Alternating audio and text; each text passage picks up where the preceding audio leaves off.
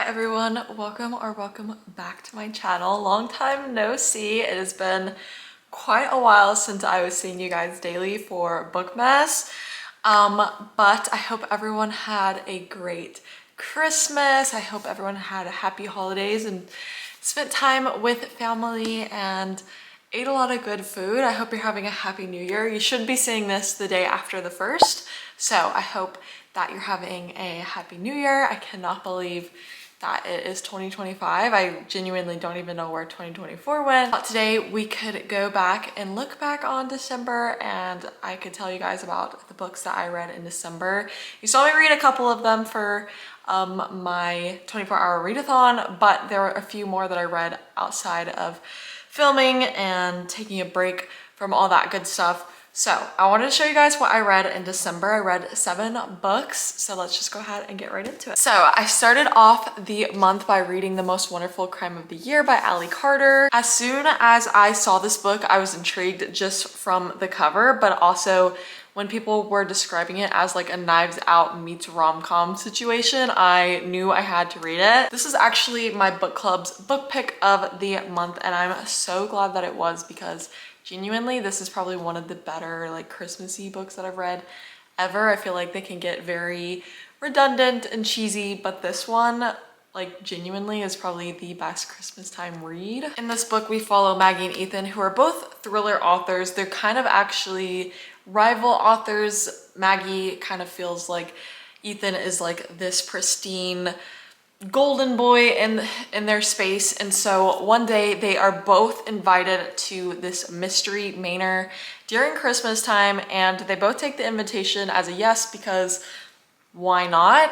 And when they get there, they meet who actually invited them, and things eventually go south pretty quickly. The person who invited them there goes missing while everyone else is in this huge manor locked in by the snowstorm. It's Christmas time and they're trying to figure out where this person went.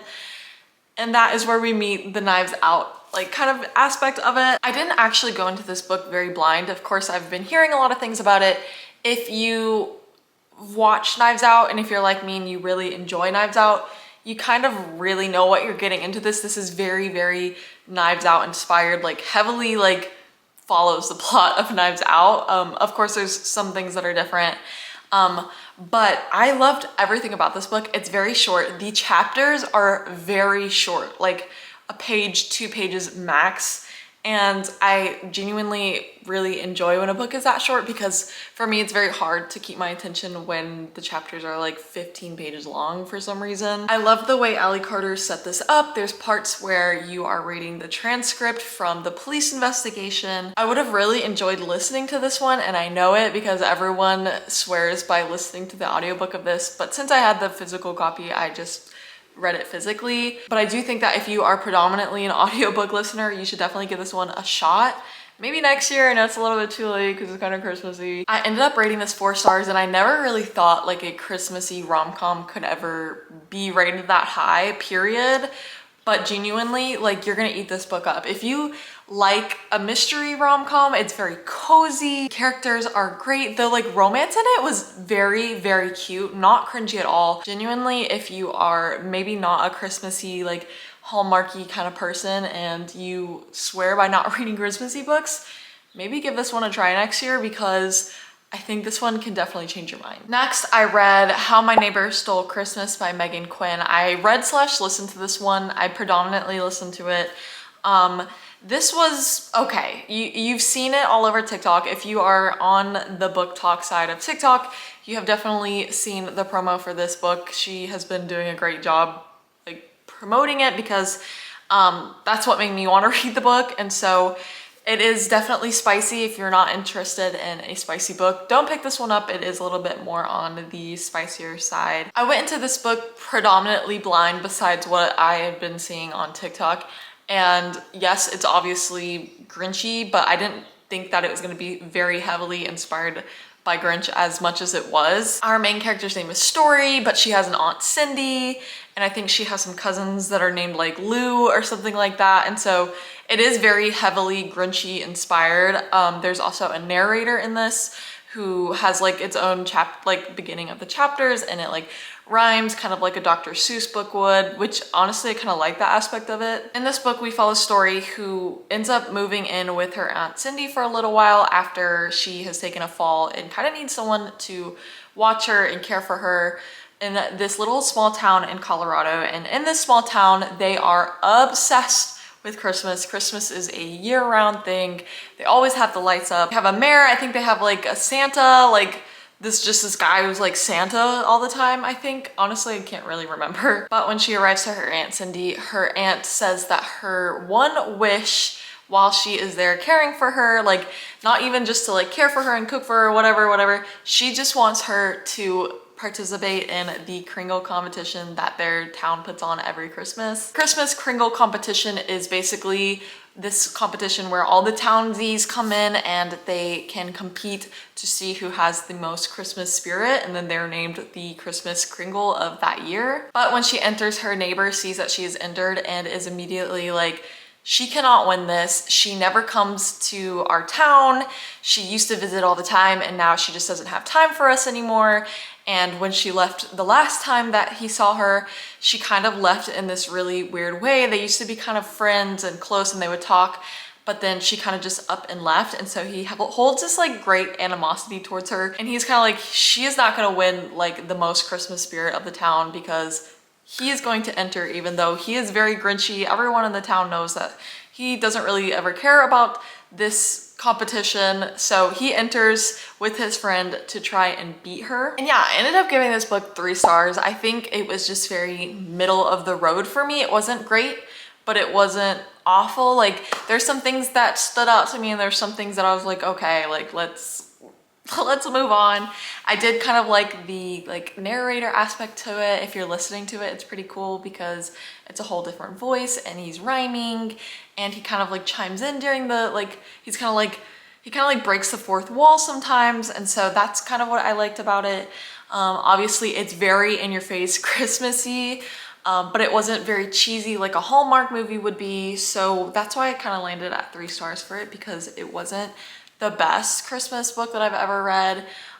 You kind of just have to know what you're getting into when you read it. I really like The Grinch. I love all things Christmas. I don't particularly not like Hallmark movies, so it wasn't like a terrible time for me when I read it, but keep that in mind. You kind of have to know that you are getting a book that is very throw up in your face Christmassy. Next, I read Cruel Winter with You by Ali Hazelwood. This is a little novella that they have on Amazon. You can either get it on Kindle Unlimited or you can listen to the audiobook of it, but they are a collection of short novellas. They are not interconnected at all. You can read them in whatever order you want. If you have a favorite author on this list of people that did this with Amazon, you can just read that. But the only premise of it is that they are set during Christmas time. And so in this one, we follow Jamie, who goes to her best friend's house to pick up a pan for her dad to use for Christmas dinner. When she gets there, she finds out that her best friend's brother, Mark, is actually there to kind of house sit while they're away. And he invites her in. They haven't seen each other in a while. Obviously, they grew up with each other, being best friends and stuff like that. So he invites her in, and then a blizzard comes and he's like, I'm not driving you home. You're not walking home, yada, yada, yada. Your dad will get the pan, just not right now. And so they kind of start to reflect on the past and all that stuff. It is a childhood friends to lovers type of thing. It is kind of like an age gap. I don't know why it's very heavily pushed in this novella, because they're only like 2 years apart. Like she's a little bit older than him, I think by like 2 or 3 years. Like it's really not that big of a plot point, but for some reason Ali Hazelwood like really pushes it in this. I genuinely like this novella, and that is hard for me to come by. I do not like a novella. I gave this one 3 stars as well, just because it was fast paced, everything you kind of want in a novella. Ali Hazelwood did a very great job of putting together a very like feasible story with a bunch of different like tropes in it within like such a short period. The banter was great. The progression of their relationship was great, which is very, very hard to do within like 60 pages. So overall, I think it's a great read, especially if you're trying to meet a reading goal like I was here. During this vlog, it was a 24-hour readathon, and so genuinely not terrible. I finished it within an hour and things progressed quickly, but also it wasn't forced. So not bad. I also want to mention that it wasn't in your face Christmassy, so maybe if you aren't like a Christmassy romance kind of person, maybe give this one a try because like obviously it was there, but not like How My Neighbor Stole Christmas. So after that novella, I went straight into Merry Ever After by Tessa Bailey. It is another novella, part of the same series. You get the gist. It's on Amazon if you're looking for it. In this book, we follow a single mother who is in a new small town, starting over. She works at a thrift store and keeps running into this like country man that cannot fit in any jeans. Yeah, unfortunately.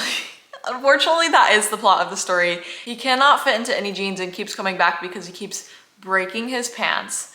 So she takes it upon herself to make him some pants because she loves crafting clothes and stuff like that. That's why she works at a thrift store. And the rest is pretty much history, unfortunately. I rated this book 1 star, and that is being very, very generous. While I was reading this book on my Kindle, I genuinely was like covering the words as I was reading it because I was just so icked out. If you know Tessa Bailey's writing, think of that times 20, and then you get this novella. Obviously it's under an hour. It was disgusting and very cringy. It is very like Southern, I'm a big boy, like you're my woman, like very just, I just can't even like, I don't even want to talk about it much longer because I'm getting icked out. Like it was genuinely like probably the worst book I have ever laid my eyes on, and I've read Credence. So yeah, definitely probably will be taking a big, huge, long, forever break from Tessa Bailey's books after that. Next, I read Love Light Farms by B.K. Borson, and in this book, we follow Stella, who owns a Christmas tree farm. It has been her dream ever since she's a little girl to own one, and now that she finally owns one, her business is kind of plummeting. She is not getting enough money to pay all of her employees, pay herself, and get ready for the new season. So one day she sees that her favorite influencer, her name is Evelyn, is doing this contest for small businesses to kind of like highlight them. So she enters the contest. It is a cash prize as well as a feature on the social media page. And like the social media page just kind of highlights small businesses to kind of put a light on them and stuff. But when Stella is filling out the application for her farm, she puts that she runs the farm with her boyfriend to kind of add this romantic touch to it. She thinks that that is what Evelyn is looking for. So she wants it to look very romantic. But when Evelyn is like, okay, like I want to come see the farm, she reaches to her best friend Luca to kind of fake date her and act like they have been dating forever, well, act like they run the farm together. I ended up giving this book a 4.5 stars. I really, really loved it. I have seen this book forever, circulating BookTube, BookTok, Bookstagram, like literally everywhere. And I don't know why I've never picked it up. I don't know if it's like the cover or whatnot. I know it's a series, but I've just never picked it up, and I am so upset that I never have because genuinely, this is probably one of my favorite books now. It was very poetic, and I was not expecting it to be so poetic. I ended up grabbing my like pen in the middle of reading this because I was like, wait, there's some things that I want to underline in this because it's just that good. If you know me, you know I love Friends to Lovers, and this one was no different. I loved Luca so much. He was just the sweetest friend, sweetest boyfriend. I also like that this one wasn't too in-your-face Christmassy. Yes, she owns a Christmas farm. Yes, they do cute little Christmassy things, but it also wasn't like crazy, you know what I mean? It was just kind of very much like background, and it made it super cozy and just like super romantic, and I love this book so much. A side note, I also really loved all the side characters in this, and I think that is a great setup for the next books because I'm pretty sure, I definitely know that the second book in this, we see the influencer Evelyn and then also a worker on the farm kind of get their own romance in that book. And I genuinely loved both of them as side characters, and so I think that sets it up really good for the rest of the series. I don't know, Luca's just so golden retriever, and it was like the perfect mix of Christmassy, rom-com, but like not cheesy or superficial. Like it was very deep And I loved it all around, and I definitely will be rereading this. Right after I put this down, I wanted to read it again. That's genuinely how good it is. Like, I've literally still been thinking about this book, and I read it weeks ago, so yeah. Next, I finally finished A Court of Mist and Fury by Sarah J Maas. I've been rereading this since October, and I finally finished it. I've been reading it on my Kindle, and if you watch my 24-hour readathon, about at the 70% mark, I started listening to the graphic audio of this, and I genuinely kind of liked the graphic audio. I don't think I'll continue listening to the graphic audio because there were some cringy bits, but I needed to get through this book and finish it because I, again, started it in October, and I was kind of tired of it just lurking in the back of my mind, so I had to finish it. I listened to the graphic audio.